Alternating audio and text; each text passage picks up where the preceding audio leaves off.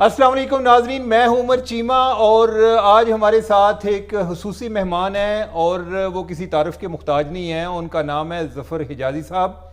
ظفر حجازی صاحب سابق chairman security exchange commission of Pakistan ہیں. بائی کوالیفیکیشن ظفر حجازی صاحب چارٹرڈ اکاؤنٹنٹ ہیں.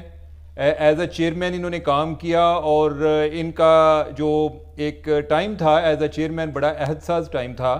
انہوں نے بہت ساری اصلاحات کیں. انہوں نے جو سیکیورٹی ایکسچینج کمیشن کے رولز اینڈ ریگولیشن ہیں ان میں کافی ترامیم کیں. جو کمپنیز کے ریلیٹڈ ایشوز تھے ان کو ایک ایڈریس کرنے کی کوشش کی. اس کے علاوہ جو ہماری مختلف سٹاک ایکسچینجز ہیں ان کی انٹیگریشن کی، جس کے نتیجے میں جو سٹاک ایکسچینج وجود میں آئی پاکستان سٹاک ایکسچینج ہے. اور اس کے علاوہ انہوں نے بہت سارے مداربہ، انشورنس، اس کے ریلیٹڈ، چونکہ یہ ایک کیپٹل مارکیٹ کو ڈیل کرتا ہے سیکیورٹی ایکسچینج کمیشن، تو اس لحاظ سے ان کی اصلاحات بہت زیادہ ہیں اور ان کی خدمات بڑی ناقابل فراموش ہیں. لیکن آج ہم ان کو کس لیے بلایا ہے، وہ یہ چیزیں پوچھنے کے لیے نہیں بلایا کہ آپ نے کیا اصلاحات کی تھیں. آپ کو یاد ہوگا، ذرا اپنے یادداشت پر زور دیں. واٹس ایپ ایک بڑا ایک استارہ بن چکا ہے جی کہ وہ فلاں کو واٹس ایپ آیا ہوگا، فلاں یہ آیا ہوگا. اور اس کا آغاز ہوا تھا جب پاناما پیپر پہ جی آئی ٹی بنی تھی اور اس ٹائم انصار عباسی صاحب کی خبر آئی تھی.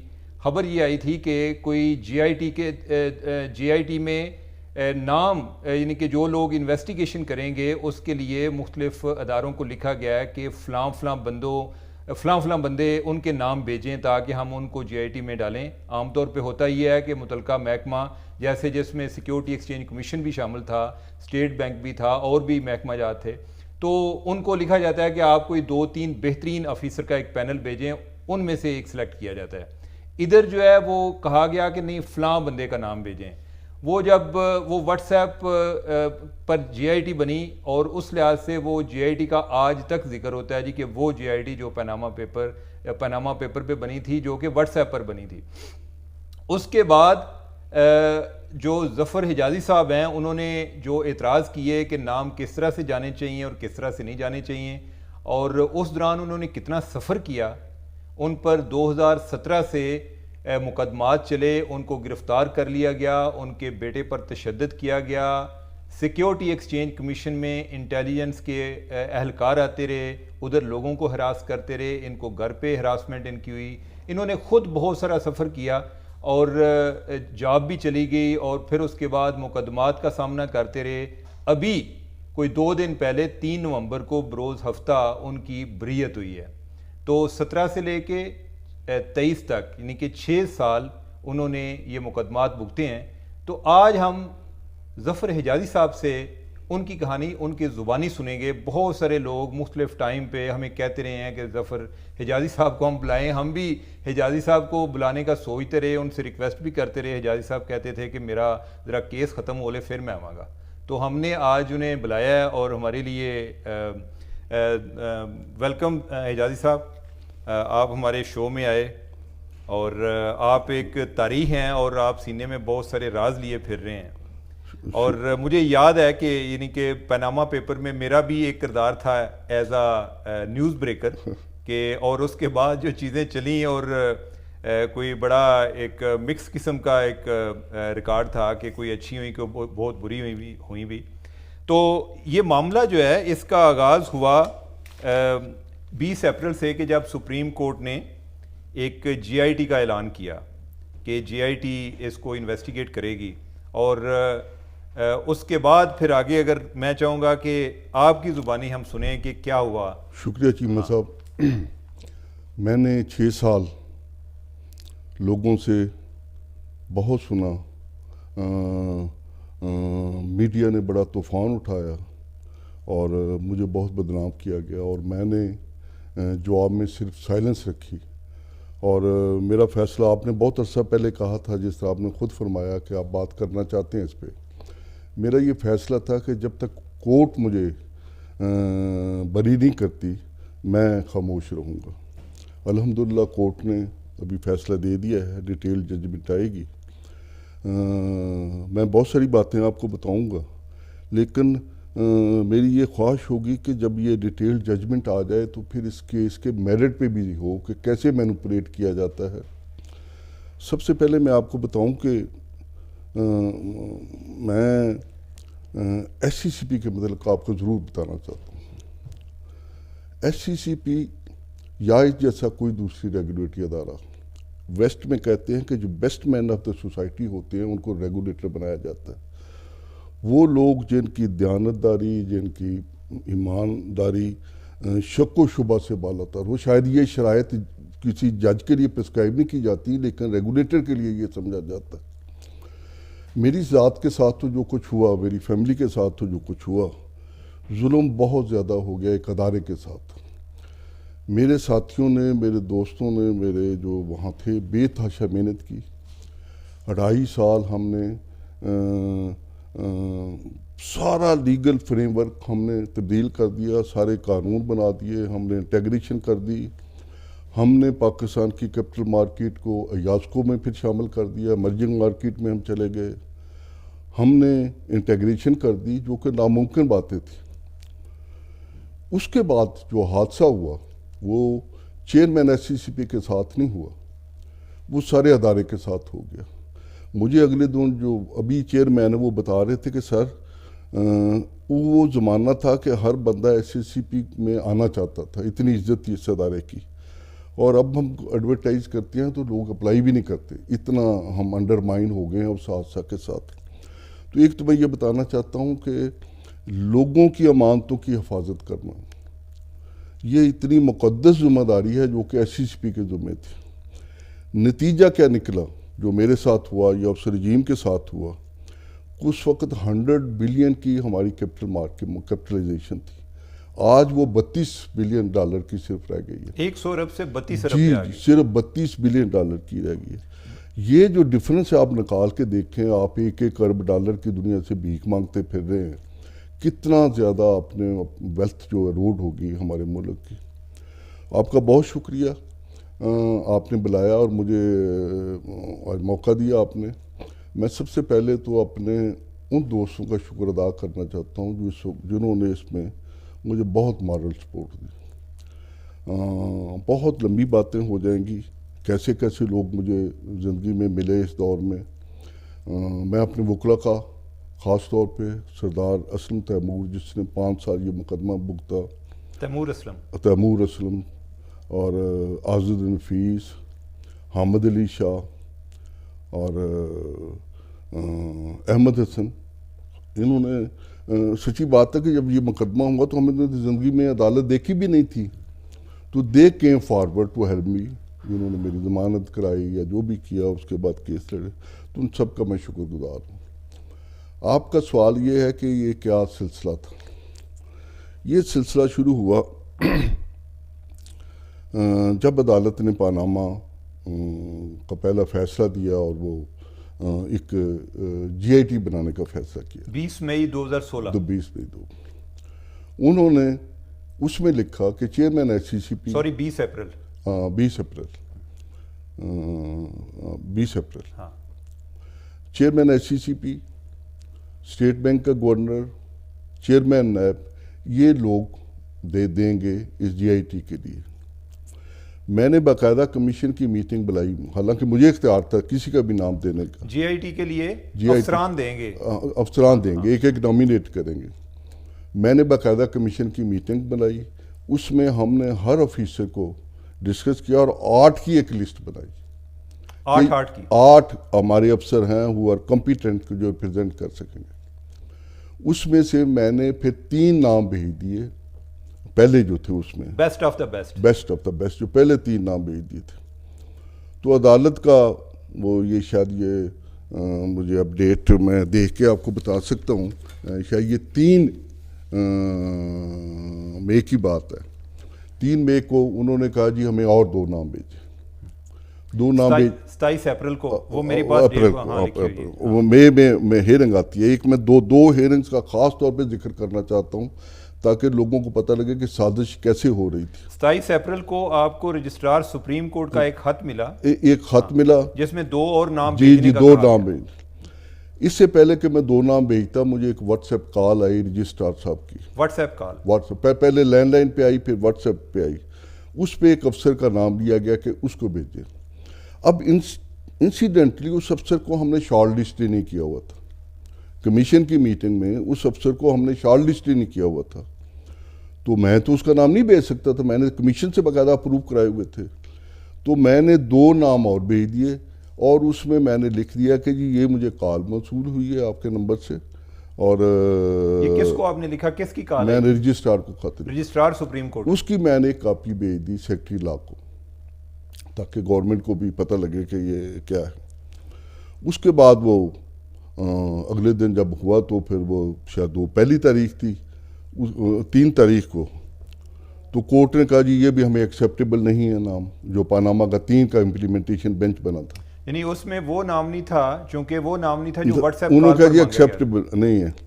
تو گورنر اسٹیٹ بینک اور اپنا ڈپٹی گورنر تھے اس وقت، وہ اور چیئرمین ایس سی سی پی حاضر ہو جائیں عدالت میں. یہاں میں بتانا چاہتا ہوں کہ سازش کیا تھی. 5 تاریخ کو، اب مجھے تو پتا تھا کہ یہ جھگڑا کیا پڑ رہا ہے. میں نے ایک خط لکھا ہے، میں نے انکار کر دیا. یہ کہتے ہیں یہ بندے ٹھیک نہیں، یہ لسٹیں لے کے حاضر ہو جائیں. میں صبح اٹارنی جنرل صاحب سے اشرف صاحب کے پاس گیا 5 مئی کو. یہ 5 مئی کی. اب یہ 2 ڈیٹوں پہ میں آپ کو خاص طور پہ بتانا چاہتا ہوں، ساری سمجھ آ جائے گی آپ کے آڈینس کو. میں نے ان کو جا کے کہا جی اصل جھگڑا یہ ہے، یہ میں نے خط لکھا ہے. عدالت کو یہ خوف ہے کہ یہ راز فاش ہو جانا ہے کسی دن، کہ ہم نے خط لکھا ہے جی اے ٹی کے لیے، خود سلیکٹ کر رہے ہیں بندے ہم اپنی مرضی کے. خط کا ذرا تھوڑا سا بتا دیں گے. خط میں نے لکھا نا کہ جی وہ اس افسر کا میں نام نہیں بھیج رہا جس کا مجھے کہا گیا ہے، جس کا واٹس ایپ پر کہا گیا. وہ نہیں میں بھیج رہا، کیونکہ ہم نے شارٹ لسٹ نہیں اس کو کیا ہوا اس کے لیے. کمیشن کی میٹنگ میں باقاعدہ. اور یہ آپ کی ویسے بھی سوابدید تھی کہ آپ کمیشن نے خود نام جی کرنا ہی میں نے تھا ذاتی طور پہ، میں نے اس کے باوجود کمیشن سے ملی. تو میں نے ان کو کہا کہ اگر میرے ساتھ کوئی عدالت نے کوئی ہیرا پھیری کی تو میں نے سارا راز فاش کر دینا ہے عدالت میں. یہ آپ نے اٹارنی جنرل، میں نے اٹارنی جنرل صاحب بہت پریشان ہوئے اس بات پہ، اشرف صاحب کہ یہ تو وہ کہتے نہیں. میں نے کہا جی میں نے نہیں باز آنا. اگر انہوں نے میرے ساتھ کوئی بینچ نے ایسی ویسی کی کوئی بات، اصل جھگڑا یہ ہے. تو پھر اٹارنی جنرل صاحب نے اپنی کوئی ایکٹیویٹی کی اور مجھے کہا کہ نہیں وہ آپ سے اس بارے میں بات نہیں کریں گے، اس لیٹر کے بارے میں کوئی بات نہیں کریں گے، آپ سے صرف لسٹیں لیں گے. میں روسٹرم پہ چلا گیا. جب ہیئرنگ شروع ہوئی تو عظمت سعید صاحب اور اعجاز افضل واز پریزائڈنگ دیٹ بینچ، اور اعجاز الحسن خاموش تھے. اعجاز الحسن اور عظمت سعید، یہ انہوں نے کہنا شروع کر دیا مجھے ہراساں کرنے کے لیے کہ یہ ہمیں نام بھیجنے سے پہلے یہ پریس میں کیوں آ گئے، یہ کیوں ہو گیا، وہ کیوں ہو گیا. وہ پریس وہ جو 8 نام تھے ہم نے کمیشن کی میٹنگ میں لسٹ کیے تھے، اور وہ ہمارے کمیشن کے منٹس سارے افسروں کو سرکولیٹ ہوتے ہیں جو بھی ہوتے ہیں. تو وہ سب افسروں کو پتا تھا کہ یہ سلیکٹ ہوئے کہ جی ان کے کیوں نہ. اس طرح مجھے ہراساں کرنا شروع کیا. میں خاموش، سچی بات ہے کہ مسکراتا رہا. اور اشرف صاحب میرے ساتھ کھڑے تھے. اچھا سوری سر، وہ اس چیز پہ ناراض تھے کہ یہ پریس میں کیوں آ رہے ہیں، واٹس ایپ والی خبر مجھے ڈانٹ رہے ہیں کہ جی پریس میں کیوں آ گئے، میڈیا پہ آ گئے کہ بھائی واٹس ایپ پر نام مانگے جا رہے ہیں. واٹس ایپ کا نہیں ابھی ذکر آ رہا، واٹس ایپ کا نہیں کہ یہ میڈیا میں کیوں نام آ رہے ہیں کہ کون کون جی آئی ٹی کے لیے بندے گئے. ٹھیک ہے. تو سارا ڈرامہ ہو رہا تھا. اصل میں ان کو پتا تھا کیا ہو رہا ہے، مجھے پتا تھا اور اٹارنی جنرل کو پتا تھا. تو اٹارنی جنرل صاحب نے نہیں ہی از جینٹل مین، اس طرح کی میری صفائی دینی شروع کر دی. تو انہوں نے کہا جی ہمیں لسٹیں دے دیں. وہ 200 بندوں کی ہم نے لسٹ دے دی، جس میں ایونچولی وہی بندہ انہوں نے سلیکٹ کیا جس کا ٹیلی فون کیا تھا. تو جسٹس عظمت سعید آخر پہ کہتے ہیں اٹارنی جنرل کو کہ the person standing behind you has created a problem for us. اچھا ہاں اسی میں اب کسی کو نہیں پتا. وہ آپ کی طرف اشارہ کر کے کہتے ہیں کہ he has created a problem for us. This was the problem جو شروع ہو گیا. اس کے بعد خاموشی رہی کچھ دن. میں نے تو کسی سے ذکر نہیں کیا کہ کیا لیٹر لکھا ہے کیا نہیں رہا. اٹارنی جنرل نے اس کا کوئی جواب رد عمل کوئی دیا نہیں. میں آپ کو بعد میں بتاتا ہوں. جو اصل جو ظلم والی میں پروسیڈنگ پڑھ کے سناؤں گا کہ کیا ہوا اس کو. اتنا ننگا کھیل تھا یہ والا. اس کے بعد کوئی 10-15 دن گزرے. اب پریشانی تو ہر طرف تھی ان لوگوں کو کہ یہ خط آیا ہوا ہے, ہم نے سلیکٹ بھی کر لیا ہے, کسی وقت یہ بات بھی کھل جائے گی. میڈیا میں بھی شاید لوگوں کو پتہ چل گیا ہوگا اس وقت تک. 20 تاریخ کو مئی کو 20 مئی کو پہلا حادثہ ہوا میری فیملی کے ساتھ. میرا بیٹا چھوٹا چارٹرڈ اکاؤنٹنٹ ہے, انگلینڈ اینڈ ویلز سے اس نے کیا ہوا ہے. اس کو سڑک پہ پکڑ کے, وہ میں چاہوں گا آپ کا تصویر دوں گا لوگوں کو دکھائیں, اس کو پکڑ کے لہو لہان کر دیا, مار دیا. کچھ 2-3 مقامی ایجنٹ تھے ان لوگوں کے وہاں کے, اور 5 بندے اور تھے جو آئے اور مارا. اس دوران مجھے دھمکیاں بھی ٹیلی فون پہ بھی کچھ دی گئیں کہ اگر آپ نے زبان کھولی, کہ کہاں سے آتے تھے, گمنام فون آتے تھے. میں نے بلا وجہ میں نے زبان کھول, مجھے کیا ضرورت تھی. پھر وہ ایک دن مجھے انصار عباسی صاحب کا ٹیلی فون آ گیا, یہ شاید 31 مئی کی بات ہے, کہ آپ نے کوئی رجسٹرار کو خط لکھا ہوا ہے. اب سچی بات ہے میرے لیے بڑی مشکل تھی بات, تو پہلے تو میں نے تھوڑا سا خاموش رہا, پھر میں نے کہا جی ہاں میں نے خط لکھا ہوا. وہ خبر شائع ہو گئی. اس کے بعد پھر ایک قیامت برپا ہو گئی, جی آئی ٹی بھی ایکٹیو ہو گئی, سب کچھ ایکٹیو ہو گیا. اور جی آئی ٹی نے جو پہلی پھر وہ بنائی رپورٹ, اس میں میرے اوپر 4 الزام لگائے, جس میں ایک یہ تھا کہ جی میں نے ریکارڈ ٹیمپرنگ کی. میں نے اسی وقت فون کیا, وہ جو ہمارا کمشنر کنسرن تھا طاہر محمود, اس کو نے مجھے ای میل دیا, اور ہی مس لیڈ می. اس نے کہا جی وہ ہم نے شروع کی تھی, تو انہوں نے کہا یہ پولیٹیکلی ایکسپوز پرسن ہے. وہ میں ساری تفصیل بعد میں بتاؤں گا آپ کو. تو وہ پروگرام ہوا. میں نے کہا مجھے اس کے اوپر پرسوں بریفنگ دینا ذرا. اس دن وہ بریفنگ مجھے دینے کے لیے آئے, ایک وہ نوٹ بھی بنا کے لائے میرے لیے. انہوں نے کہا جی یہ بالکل تھی جی, وہ پولیٹیکلی موٹیویٹڈ تھا جی, ہمارے اوپر پہلے چیئرمین محمد علی کا بڑا دباؤ تھا کہ جی یہ شروع کرنی ہے. اور میرا ان سے سوال یہ تھا کہ کیا آپ لیگلی ایس سی سی پی کر سکتا تھا یہ انویسٹیگیشن, چونکہ ایس سی سی پی کر نہیں سکتا. اچھا ظفر صاحب, یہ جو چیئرمین محمد علی کا ذکر کیا ہے, یہ وہی ہیں جو ابھی منسٹر ہیں, ابھی وزیر منسٹر انرجی کے, ہیں پیٹرولیم کے. تو میرا ان سے, میں نے سخت ڈانٹا ان کو. میں نے کہا کہ S C P is not mandated to probe money laundering. اگر کہیں بھی آئے گی آپ کے نوٹس میں, تو immediately that matter is to be refer to F I A or NAB. آپ نے کس کیپیسٹی میں وہاں ان کو خط لکھتے رہے. اور ان کا بھی یہ آیا, جب انہوں نے خط لکھا تو انہوں نے یہ لکھا ان کو کہ آپ کا مینڈیٹ ہے یہ والا. برطانیہ والوں نے لکھا, برطانیہ والوں نے کہا جی آپ کا مینڈیٹ ہے, آپ کس کیپیسٹی میں پوچھ رہے ہیں یہ. آگے سے پھر یہ خاموش ہو کے بیٹھ کے 2 سال بیٹھے رہے. یہ مینڈیٹ جو ہے یہ ایف آئی اے کا تھا یا S C C? F I اے کا اور نیب کا. منی لانڈرنگ کا اگر کوئی بھی ہمارے نوٹس میں آئے گی کوئی بات, کہیں بھی شک پڑے گا, تو that we have to refer to F I A. تو پھر یہ دبا کے بیٹھ گئے. اور وہ جب دوبارہ نون لیگ الیکٹ ہوئی میاں نواز شریف, اس سے 10 دن بعد انہوں نے وہ لیٹر بھی وڈرا کر لیا, وہ جو ادھر لکھا ہوا تھا. پہلے دبا کے بیٹھے رہے. یہ 2013 کی بات کر رہے ہیں, 2013 کی. انہوں نے فارن آفس کے ذریعے ہمارے بھی لکھا کہ جی ایس سی سی پی جواب نہیں دے رہا, یہ اس کا بھی دبا کے بیٹھ کے, چونکہ یہ غلط کام کیا ہوا تھا. انہوں نے فائلیں چھپائی رکھی, سارے ریکارڈ روم کو بھی بھیجی اپنے پاس. یہ ایک لمبی تفصیل ہے جو آئے گی. تو میں نے ان کو اس بات پہ ڈانٹا کہ آپ نے, انہوں نے کہا ہے اپنے بیان میں دیا کہ جی ہمیں سخت ڈانٹا, لیکن پھر آگے جا کے کہتے ہیں کہ جی وہ ہمیں کہا جی فائلیں بند کریں. فائلیں یہ خط پہلے وڈرا کر چکے تھے. ایک فائل تھی جو کمپنی کے ساتھ کورسپونڈنس کر رہے تھے, اس کو وہ 3 سال سے ان کی پڑی ہوئی تھی. یہ کہتے ہیں کہ جی ہمیں جواب بھی مل گئے, سب سیٹسفیکٹری جواب تھے, اس کے اوپر کچھ نہیں کیا تھا. تو وہ انہوں نے بعد میں نوٹ بنا لیا, وہ روٹین کی تھی. پتہ نہیں 100 نوٹ ایسے بناتے ہوں گے دفتروں میں یہ لوگ بیٹھ کے, جو سال کے اینڈ پہ 30 جون کا نوٹ بنا ہوا ہے, 30 جون کو دیکھتے ہیں کہ ہمارے کیا کیا کیا. تو وہاں سے بات شروع ہوئی. لیکن میں بہت بڑا مجرم بن چکا تھا اس وقت تک کچھ لوگوں کی نظر میں. اچھا. اس میں ڈفرینٹ کردار تھے. عظمت سعید, نثار علی خان, میں باقی 2 ججوں کا نام بھی, چونکہ علی افضل واز, اس کا کنڈکٹ بہت اچھا تھا دونوں ہیئرنگ میں. بعد میں کسی وقت اس میں نثار چودھری بھی شامل ہو گئے, چودھری نثار بھی شامل ہو گئے. اچھا. اور انہوں نے مجھے ایگزامپل بنانے کا فیصلہ کر لیا. میرے خلاف کیس کیسے رجسٹر ہوا، صرف میں آپ کو یہ بتانا چاہتا ہوں. یہ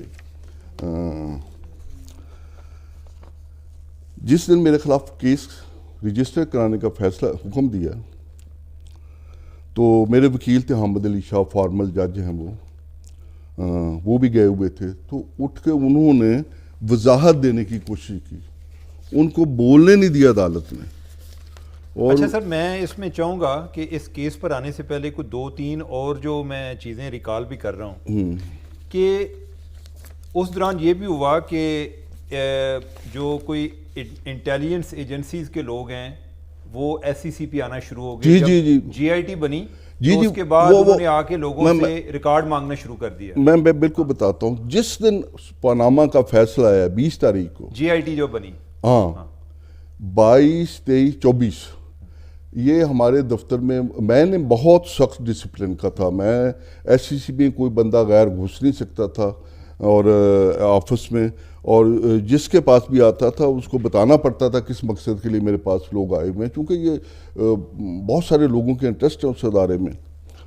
تو مجھے سیکورٹی والوں نے بتایا کہ جی کوئی لوگ ہیں ایجنسیوں کے، وہ آ کے ڈفرینٹ لوگوں کو مل رہے ہیں، بلا رہے ہیں. میں نے ان کو کہا کہ ان کو کہو کہ جو بھی انفارمیشن لینی ہے they should come to me, میں ان کو انفارمیشن دوں گا. یہ اس طرح نہیں ہمارے دفتروں میں جا کے آپ انٹرویو کریں.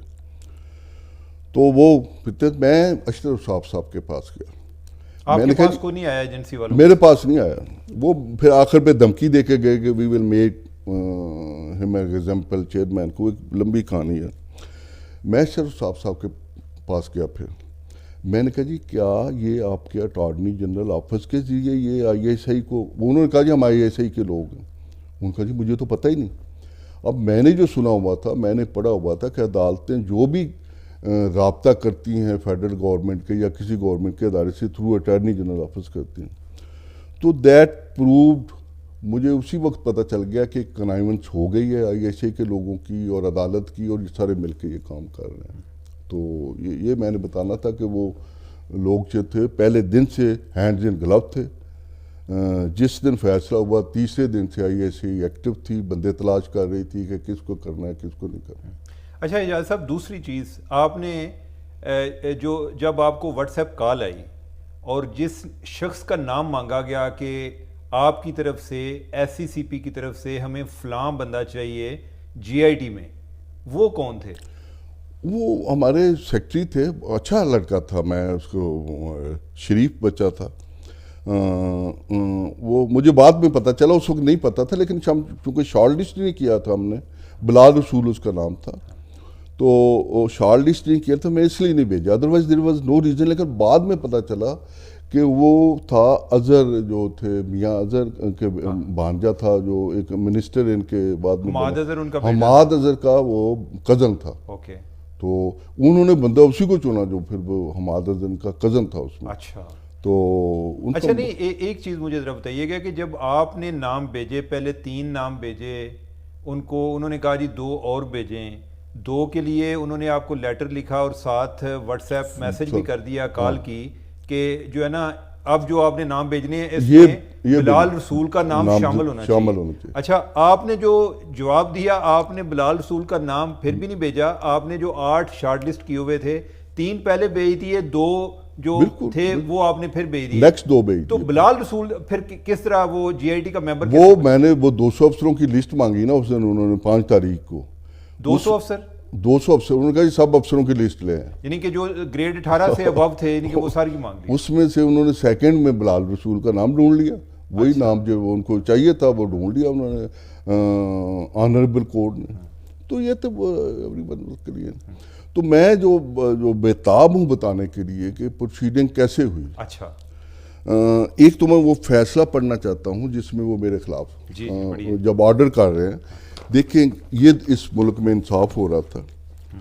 وہ جو جے آئی ٹی نے میرے خلاف چارجز لگائے وہ کورٹ نے اپنے آرڈر میں پروڈیوس کیے، یہ ان کا آرڈر کی کاپی ہے. اچھا.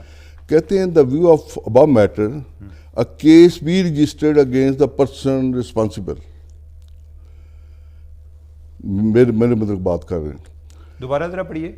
ان ویو وہ جی آئی ٹی نے جو الزام لگائے وہ بھی پروڈیوس کیے ہوئے آرڈر میں، اور کہا کہ یہ کیس اس کے خلاف رجسٹر کر دیجیے. یعنی جے آئی ٹی نے الزام لگائے کہ انہوں نے جو شریف خان ریکارڈ ٹیمپرنگ کی ہے، وہ والا کیس جس کا آپ نے ذکر کیا کہ جس کے لیے یو کے سے ریکارڈ منگوا جی دیا وہ نہیں ملا، جی تو وہ بند ہوا. تو انہوں نے کہا جی کہ الزام یہ تھا کہ بیک ڈیٹ میں ہوا ہے، بیک ڈیٹ، اور آپ پر الزام یہ آیا جی کہ یہ آپ میں نے کہا تو in view of the above matter case be registered against the person میرے متعلق mister Hamid Ali Shah learned A S C for the chairman S C C P wanted to voice his point of view and vindicate the position of his client, but this is not the stage.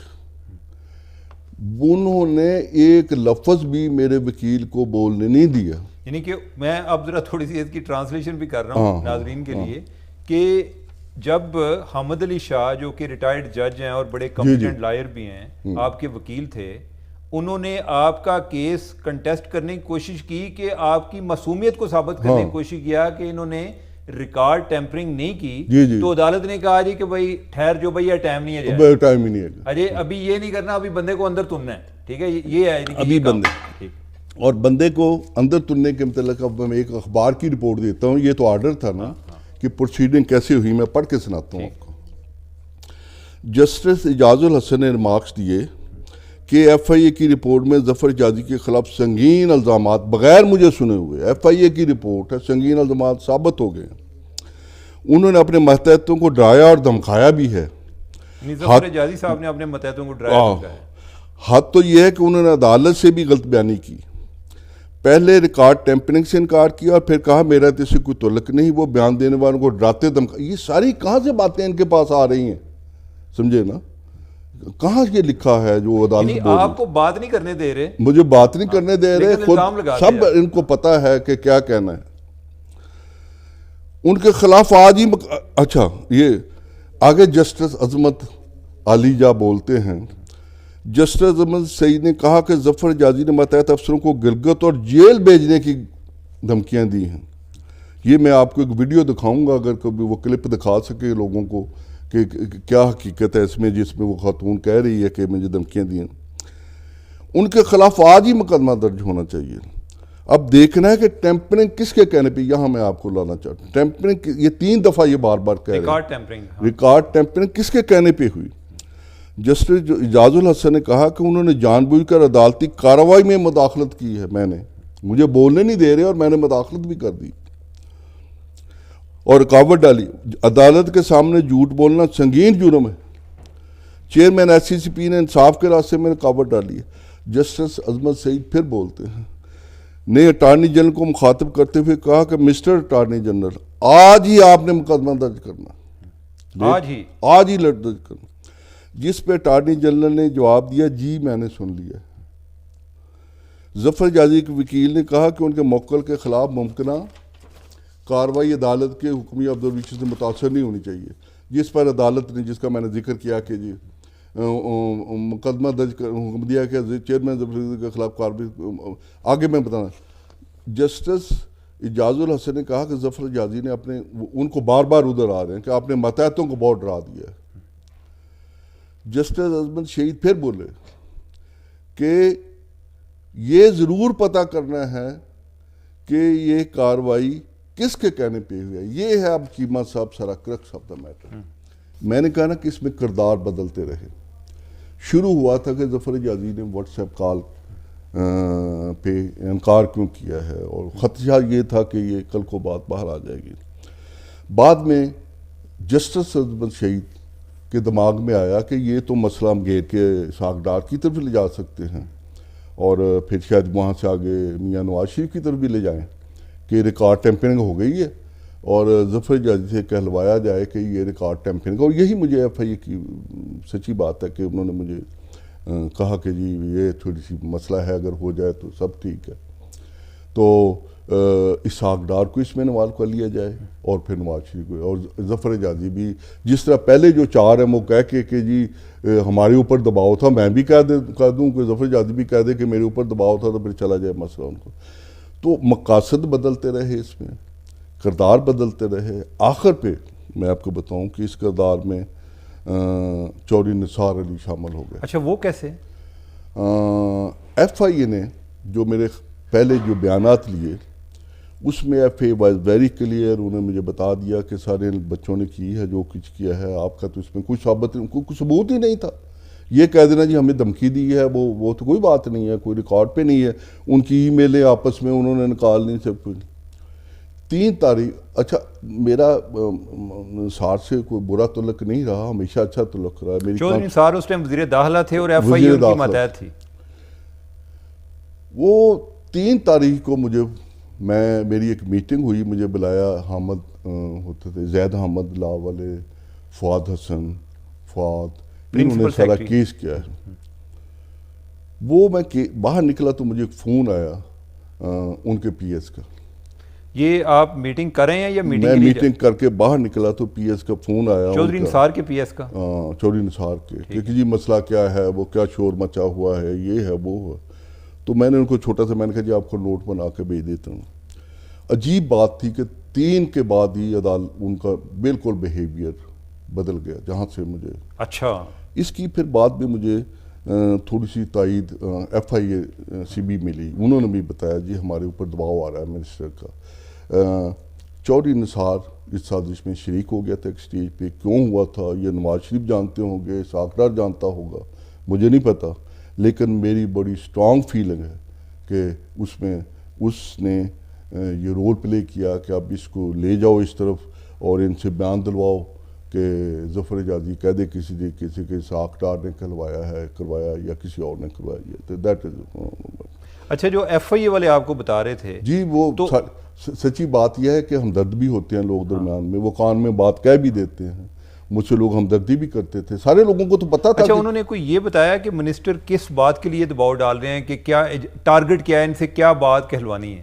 بس جی وہ یہ شاعروں کے نام میں ہوتی ہے نا بات کہ جی ہمارے اوپر دباؤ آ رہا ہے دونوں طرف سے, اور وہ جو پرائم منسٹر آفس سے وہ کہہ رہے ہیں کہ جی ان کو انصاف کریں, زیادتی تو بچوں نے کی ہے دوسروں نے, تو دوسری طرف سے ہے کہ نہیں چیئرمین ہی رسپانسیبل ہے.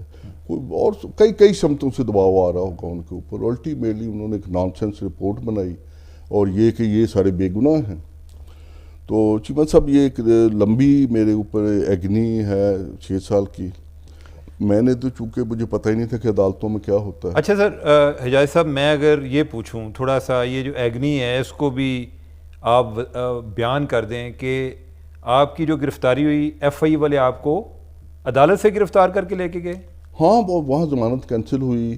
وہ جو ہوتی پہلی ایک ہوتی ہے انٹرم, وہ ٹرانزٹ بیل ہوتی ہے, پھر وہ ہوتی ہے اس کورٹ سے.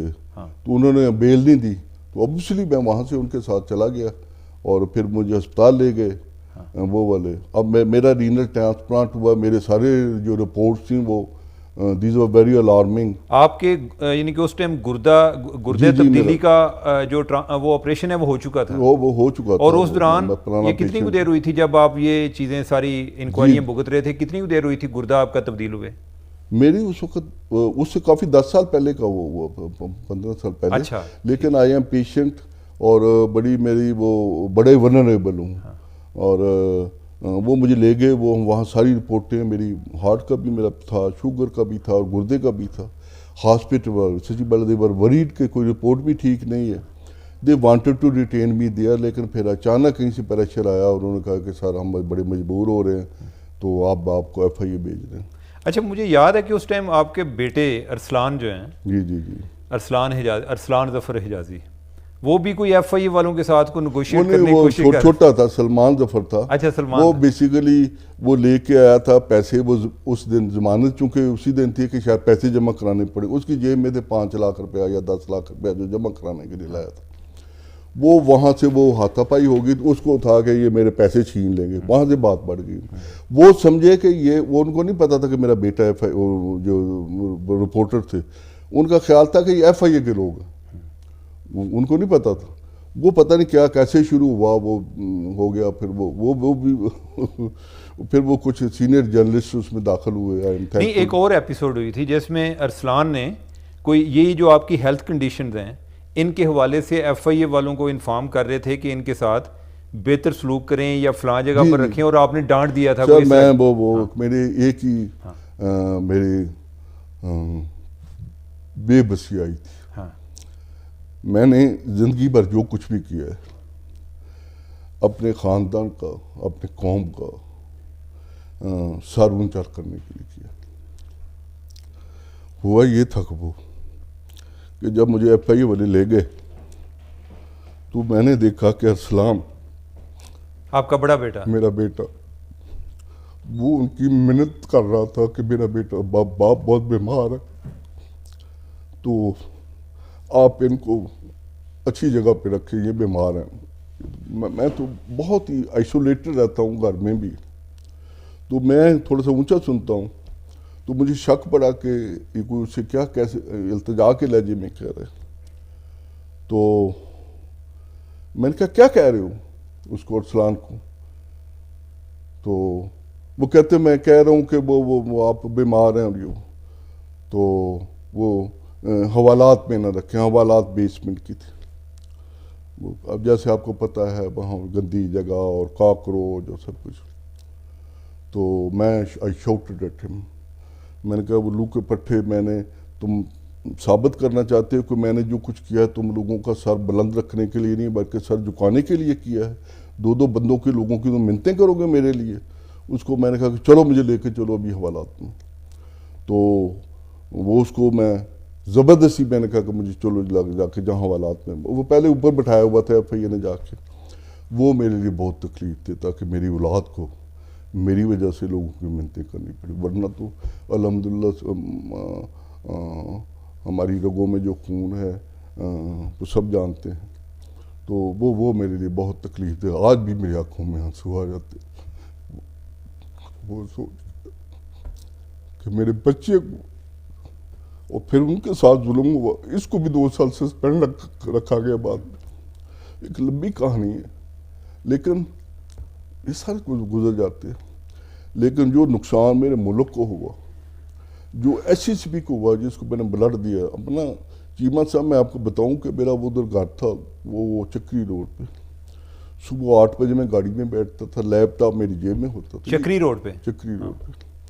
اور میں سب سے پہلے ایک دعا کیا کرتا تھا کہ یا اللہ میں کرنا بہت کچھ چاہتا ہوں لیکن میری عقل بڑی ناقص ہے, میری فہم اتنی نہیں ہے, میں عام انسان ہوں, تھوڑے سے وقت میں بہت کچھ کرنا چاہتا ہوں, تو میری رہنمائی کر, میری مدد. اور 8 بجے میں کام شروع کرتا تھا.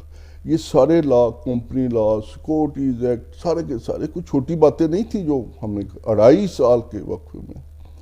ہماری انٹرنیشنل جو ایاسکو کی کمپلائنس تھی 32 پوائنٹس کی تھی, ہم نے صرف میٹ کرتے تھے جب میں آیا. اور جب میں گرفتار ہوا اس وقت تک ان کا ریویو میں نے کروایا, 2.5 سال ان کا میں نے ریویو کراتا رہا. ہر جہاں وہ کہتے تھے میں نے کہا یہ میرے فارم کر کے آپ کو مزید 82% پہ لے گئے, ہم انڈیا سے آگے نکل گئے. کبھی ہوا ہے دنیا میں کسی ملک میں کہ کوئی ادارہ اتنی جلدی سنبھلے؟ اور پھر کیپٹل مارکیٹ کہاں چلی گئی, کہاں ہم سوچ رہے تھے کہ ہم ایک ریجنل کیپٹل ہب بنا دیں گے کراچی کو جس میں مڈل ایسٹ سے انویسٹمنٹ آئے گی, وہاں کی کمپنیاں یہاں لسٹ ہوں گی اور ہم پیسہ ریز کریں گے, انڈسٹری چلے گی. بہت نقصان ہوا. الحمدللہ میرا تو وقت گزر گیا اور بڑے مجھے تجربے ہوئے اس دور میں, بڑی لوگوں نے محبت بھی بہت دی, بہت ساتھ بھی دیا, لیکن وہ میں اپنے بیٹے کا وہ نہیں بھولتا. اس کے بعد انہوں نے کدھر رکھا آپ کو؟ میں حوالات میں زبردستی رہا ساتھ. اچھا. میں کہتا تھا میں رہوں گا ہی ادھر. اور وہاں پھر وہ میں نے شروع یہ کیا کہ چونکہ میں مریض تھا تو اس پہلے دن سے ہی میں نے اینٹی بائیوٹک شروع کر دیے سارے. تو اس سے پھر اللہ میاں نے مجھے بچائے رکھا بڑی حد تک. اور وہاں جا کے وہ ہاسپٹل, وہ جو جیل والے تھے وہ بھی بڑے, یہ جو ٹرانسپلانٹ یہ بہت ہی ولنریبل پیشنٹ ہوتا ہے, یہ تو ایسے جاتا ہے آپ کو پتہ ہے, میرے قریب سے کوئی گزر جائے مجھے انفیکشن ہو جاتی, کھانسی کر جائے کوئی. اچھا اعجاز صاحب, یعنی کہ وہ 2 طرح کے مجنوں ہوتے ہیں, ایک چوری کھانے والے, ایک خون دینے والے. آپ کی جو سٹوری ہے, آپ کے جو بیٹوں کی سٹوری ہے, ایک بیٹا اس کو آپ کی وجہ سے اس پر تشدد ہوا کہ ان کا باپ جو ہے وہ ایک جو اپنا کام ہے وہ کر رہا ہے تو ہم ان کو اس طریقے سے کمزور کرنے کی کوشش کریں بیٹے کے ذریعے. دوسرے بیٹے ارسلان وہ 2 سال نوکری سے وہ ان کو معطل کیے رکھا، معطل. ٹھیک ہے. آپ جو ہے یعنی کہ آپ تب سے گھر ہیں، ٹھیک ہے. تو بیسیکلی تو آپ کی پوری فیملی ایک خون دینے والی مجنون. بالکل جی سر. اس چیز کو کبھی کسی نے ریکگنائز کیا؟ لیکن رائس جی دیکھیں، میں سمجھتا ہوں کہ کوئی ضرورت نہیں ہوتی کہ زمانہ ریکگنائز کرے. اگر آپ کا انر سیلف سیٹسفائیڈ ہے کہ آپ نے کچھ اچھا کام کر دیا تو وہی بہت بڑی ہے. میں آپ کو بتاتا ہوں کہ یہ ابھی حکومت آئی تھی، Ishaq Dar sahab, he is very kind to me, اور اس کی وجہ یہ ہے کہ وہ میری پرسنالٹی کو پورا سمجھتے ہیں. وہ جانتے ہیں کہ ایک تو میں ڈوئر ہوں، دوسرا میں کبھی کمپرومائز نہیں کرتا. انہوں نے بارہا بلا کے مجھے کہا کہ جی ہم کہیں آپ کو کام لینا چاہتے ہیں. میں نے کہا جی میں نہیں چاہتا، میں بس اپنی زندگی میں جو انرجی دے سکتا تھا اس قوم کے لیے میں نے دے دی ہے. تو پھر بھی وہ جاتے جاتے انہوں نے کہا جی میں ایس سی سی پی کے بورڈ کی وہ پالیسی بورڈ کو نوٹیفیکیشن کر رہا ہوں، اور ایک آڈٹ اوورسائٹ بورڈ میں نے بنایا تھا کہ اس کو ٹھیک کر دیں، دونوں کے لاوا بنا دیں، ایک مجھے ہمیں کر دیں. وہ جاتے جاتے کر گیا. تو وہ تھوڑی سی ذمہ داری وہ نبھا رہا ہوں. ہفتے میں ایک دفعہ جاتا ہوں، دیکھتا ہوں کہ کیا ہے اس میں، لاوا اس کا لکھ رہا ہوں. لیکن حجاز صاحب کہ آپ والا کیس کوئی ایسا نہیں تھا کہ جس کے معاملے میں صرف اسحاق ڈار صاحب کو پتا تھا. آپ کا کیس زبان زد عام ہے. آج تک ہم جو ہے واٹس ایپ کی بات ہوتی ہے اور وہ جو کنٹروورسی ہے یا واٹس ایپ کا مطلب وہی لیا جاتا ہے جدھر سے جو آپ کے ٹائم پہ ہوا، ٹھیک ہے. وہ ایک استارے کی شکل اختیار کر گیا. ہر بندے کو پتہ ہے. ایون جو نون لیگ ہے وہ واٹس ایپ کر رہی ہوتی ہے جی کہ وہ واٹس ایپ پر بننے والی جی آئی ٹی. اس کا مطلب ہے کہ انہیں آئیڈیا ہے کہ اس میں کن لوگوں نے مزاحمت بھی کی تھی. کبھی آپ کو میاں نواز شریف نے فون کیا؟ نہیں، میاں صاحب کو کیا، انہوں نے مجھے کیا فون کرنا ہے، وہ ان کو پتہ بھی نہیں ہوگا کہ کیا ہو رہا ہے کیا نہیں ہو رہا. مجھے تو نہیں فون کیا کبھی انہوں نے. اور یہ مجھے پتہ ہے کہ جب میرے بیٹے کے اوپر متشدد ہوا تو اسحاق ڈار صاحب نے ان کو بتایا تھا. He was much worried. انہوں نے کہا کہ پرچہ درج کرائیں، یہ کون لوگ ہیں ان کو پکڑیں. پولیس نے ایسے کیا، پرچہ تو درج کر لیا لیکن اس میں ایک ضمنی لکھ دی کہ جی وہ بچے کی جیب سے 80,000 روپے نکالے ہیں. تو میں نے ایس پی کو ٹیلی فون کر کے سخت ڈانٹا. میں نے کہا کہ تم چاہتے ہو کہ میرا بیٹا اب جا کے عدالت میں جھوٹ بولے آپ لوگوں کے لیے کہ 80,000 روپے نکالے ہیں؟ جب نہیں نکالے، جب اس کو سڑک پہ مارا تو آپ اس کو دوسرا رنگ دے رہے ہیں. تو میں نے بچے کو کہا کہ عدالت میں جانا، جب بھی تاریخ ہو بیان دے دینا کہ جی میں کیس فالو نہیں کرنا چاہتا. تو وہی ہوا. تو میاں صاحب نے بڑا کنسرن شو کیا. دس سے نو نہیں، لیکن کنسرن آپ کو ڈائریکٹ انہوں نے رابطہ نہیں کیا؟ مجھ سے کیوں رابطہ کرتے؟ یہ دیکھو یہاں تو کوئی اس دور میں کوئی ادھر گرا کوئی ادھر گرا، سارے ہر کوئی یہ کچھ ہو رہا تھا. میں نے تو سچی بات ہے کہ میرا ضمیر مطمئن ہے، میرا یہی ہے، میں کچھ نہیں مجھے لینا کسی سے. اور یہ بھی ذمہ داری، میں کوئی تنخواہ نہیں لے رہا، میں نے میٹنگ فی بھی کوئی نہیں لی، کوئی چیک واپس کر. میں اس لیے بات پوچھ رہا ہوں حجاز صاحب کہ ابھی میاں نواز شریف واپس آئے تو وہ تقریر کر رہے تھے اور وہ بتا رہے تھے اپنے مصائب کے حوالے سے کہ جب بیگم کلثوم نواز کا آخری ٹائم آ رہا تھا تو اس دوران یہ منت کر رہے تھے جو سپرڈنٹ ہے جیل کا سپرڈنٹ کہ میری بات کرا دیں. تو وہ نہیں کرا رہا تھا. ان کو وہ سپرڈنٹ یاد تھا، ٹھیک ہے، کہ جس نے بات نہیں کرائی تھی.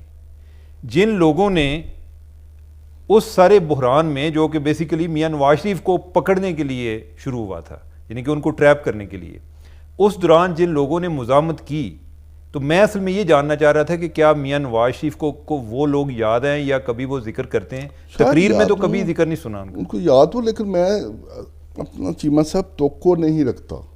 میں سمجھتا ہوں کہ اگر کہیں یہ ہو کہ اس کے بدلے میں مجھے کو نوازا گیا تو پھر تو میرا وہ مقصد فوت ہو گیا. میں نے ایک سازش تھی اس کو بے نقاب کر دیا. اس کا ذکر ہوتا رہتا ہے. میری یہ ضرور ہوگی اگر کبھی میری میاں صاحب سے ملاقات ہوئی تو میں نے ایک ضرور کہنا ہے کہ یہ ایک کمیشن بنے، جس طرح وہ کمیشن کی بات ہو رہی ہے کہ یہ دھرنے کا، اس طرح ایک کمیشن بنایا جائے کہ وہ سازش کیسے پروان چڑھی، کیسے ہوا. مطلب اتنی سنگ دلی سے جو بندہ راستے میں آ رہے اس کو میڈیا میٹ کر دیا گیا اور بالکل بھول گئے کہ یہ ہم نے کیا کیا. سچی بات ہے کہ میں کہا کرتا تھا کہ الحمدللہ ہم نے جو کچھ کر دیا ہے یہ کسی وقت ہمارے اسٹیچو بنا کے رکھیں گے کہ ہم نے اکانومی کو اس طرح ٹھیک کر دیا، کیپٹل مارکیٹ کو اس طرح ٹھیک کر دیا اور ملک کو ترقی کی راہ پہ ڈال دیا. انہوں نے پکڑ کے وہ سب کچھ برباد کر دیا ان لوگوں نے. تو یہ ہونا چاہیے. ہم چیمہ صاحب ایک دفعہ نہیں کوئی 4 دفعہ معاشی طور پہ پٹڑی پہ چڑھے ہیں اور 4 دفعہ معاشی طور پہ پٹڑی سے اترے ہیں. اور اب حال یہ ہو گیا ہے کہ آپ کی غربت، میں نہیں مانتا یہ سارے اسٹیٹس، یہ 50% سے زیادہ ہے. لوگ روٹی کے لیے ترس رہے ہیں اس ملک میں. آپ 10-10 ملین ڈالر کے قرضے مانگتے پھر رہے ہیں لوگوں سے. اس حالت کو جو ملک پہنچا ہے، کبھی اس پہ بھی تو ہو نا کمیشن بیٹھے کہ کیوں ہوا یہ پاکستان ایسے ہوا. سیاست کو چھوڑیں، یہ دھرنوں کو چھوڑیں، یہ بھی تو دیکھیں.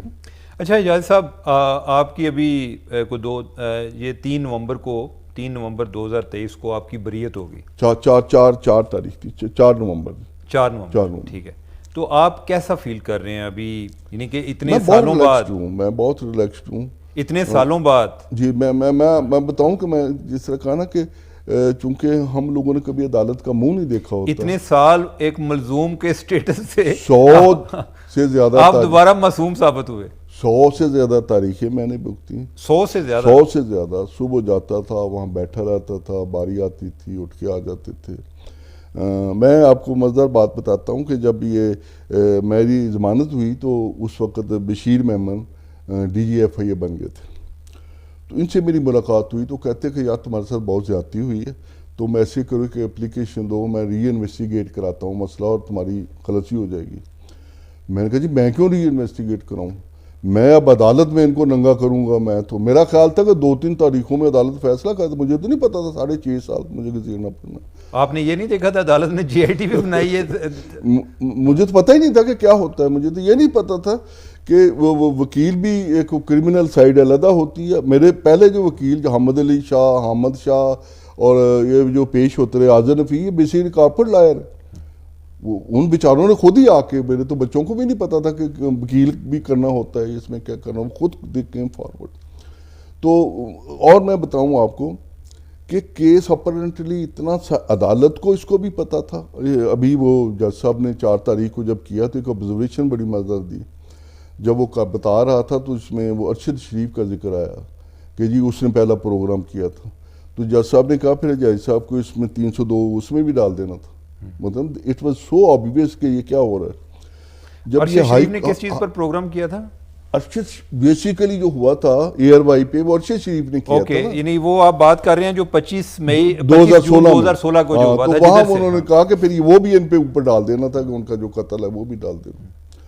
تو میں جو بتانا چاہتا ہوں کہ وہ ہائی کورٹ میں نے ایکویٹل کی اپلیکیشن دائر کی اس وقت. تو جسٹس اپنا محسن کینی ان کے پاس تھی. یہ انہوں نے 5 ہیئرنگز کی اور ہر ہیئرنگ پہ یہی کہتے تھے کہ ظفر حجازی کو کیوں اس میں ڈالا ہے، کہاں سے آ گیا ظفر حجازی. آخری ہیئرنگ پہ انہوں نے وہ اپنا FIA کے DG بشیر میمن کو بلا لیا عدالت میں کہ ظفر حجازی اس میں کیسے آ گیا. یہ تھا کیس. لیکن پھر وہ شاید ٹیکنیکلٹیز تھیں، انہوں نے اپنے آرڈر میں لکھ دیا کہ جی وہ یہ گواہ ہیں 2-3 کر کے تو پھر یہ دوبارہ درخواست دے دے. اب 2-3 گواہ ہوتے ہوتے 5 سال گزر گئے. تو یہ المیہ ہے ہمارے عدالتی نظام کا کہ لوگوں کو اگر انصاف 6.5 سال یہ پھر بھی عدالت کا احسان ہے کہ انہوں نے 6 سال بعد جی آئی ایم obliged اب یہ 2 سال اور گزار دیتے. وہ ایک دفعہ میرا ایک دوست پوچھتا مجھ سے کہ یہ فیصلہ کیوں نہیں ہوتا. میں نے کہا عدالت کو پتا ہے کہ میں بیمار آدمی ہوں. 2 دفعہ مجھے کاوڈ ہوا اس دور میں. اچھا اس میں عدالت سے مجھے لگتا ہے، میں تو گھر میں بھی علیحدہ کمرہ آپ کو کبھی آئیں تو میں نے کہا کہ عدالت انتظار کر رہی ہے کہ یہ فوت ہو جائے اور ہماری جان چھوٹ جائے فیصلہ لکھنے سے. تو بہرحال بڑی مہربانی. تو حجازی صاحب بہت بہت شکریہ آپ بڑی کا. معاذ آپ کی وساطت سے میں سب دوستوں کا، اپنی فیملی کا خاص طور پہ، اور میں کبھی ایموشنل نہیں ہوا، لیکن آج وہ جو بات آپ نے کہا کہ میرے بچے کی کہ میری وجہ سے ان کا سر وہ لوگوں کی منتیں کرنے پہ اتر آئے، میری آنکھوں میں آنسو آ گئے. تو میرا الحمدللہ خاندان مجھ پہ فخر کرتا ہے، میرے بچے فخر کرتے ہیں، میرے بھائی، سارے خاندان کو. بچپن سے میری پرسنالٹی ایک علیحدہ ہے. میرے بھائی ماشاءاللہ بہت کاروباری ہیں، سارے کے سارے چارٹرڈ اکاؤنٹنٹ ہماری فیملی. Much well off. ان میں سب میں مالی طور پہ مسکین میں ہوں سب کچھ، اسی لیے کہ چارٹرڈ اکاؤنٹنٹ ہونے کے باوجود ڈفرینٹ پرسنالٹی ہمیشہ رہا، ہمیشہ یہی کہ قوم کے لیے کچھ کرنا ہے، ملک کے لیے کچھ کرنا ہے، بس یہی میرا جذبہ رہا. تو سارے مجھے شکر الحمدللہ سارے کو پتہ تھا کہ اصل معاملہ کیا ہے. بہت سارے دوست، میں 2 بندوں کا ذکر کرنا چاہتا ہوں. دیکھیں نا جی، ایک لیفٹیننٹ جنرل، ان کا میں نام نہیں لوں گا، وہ میرے پاس آئے اور زاروں قطار روئے. اچھا. کہ تمہارے کہ نسیم حجازی کی کتابیں پڑھ کے ہم فوجی بنے، ہم اپنے جوانوں کو وہ پڑھاتے ہیں اور اس کے خاندان کے ساتھ یہ کیا ہے ان لوگوں نے.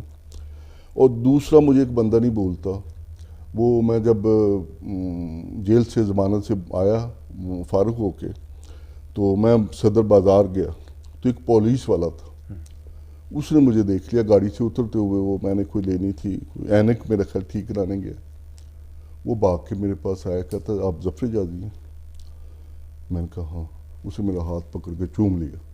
کہتا سر آپ نے ظالموں کا بڑا مقابلہ کیا اور آپ کے ساتھ بہت ظلم ہوا. تو یہ چھوٹی چھوٹی باتیں جن سے آپ کو بہت مورلی آپ بیٹر فیل کرتے ہیں کہ سوسائٹی میں لوگوں کو پتہ ہے کہ کیا ہو رہا ہے. اچھا حجازی صاحب، وہ جو لیفٹیننٹ جنرل تھے وہ اس ٹائم سروس میں تھے؟ ریٹائرڈ تھے، لیفٹیننٹ جنرل ریٹائرڈ تھے. وہ میرے پاس آئے.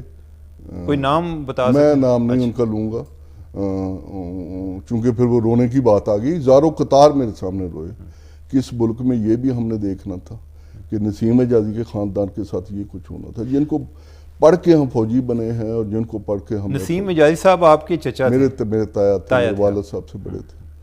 تو بہت ساری چیزیں الحمدللہ بہت لوگوں نے پروپیگنڈا بھی کیا. اور میں سچی بات ہے کہ کبھی نکال کے دیکھیں، میڈیا اتنا ارسپانسیبل ہے.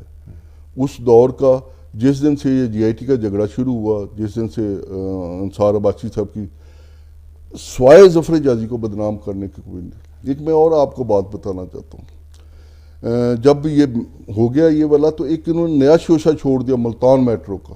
ہاں، ملتان میٹرو میں بڑی کرپشن ہو گیا. ظفر حجازی اس فائل پہ بیٹھا رہا.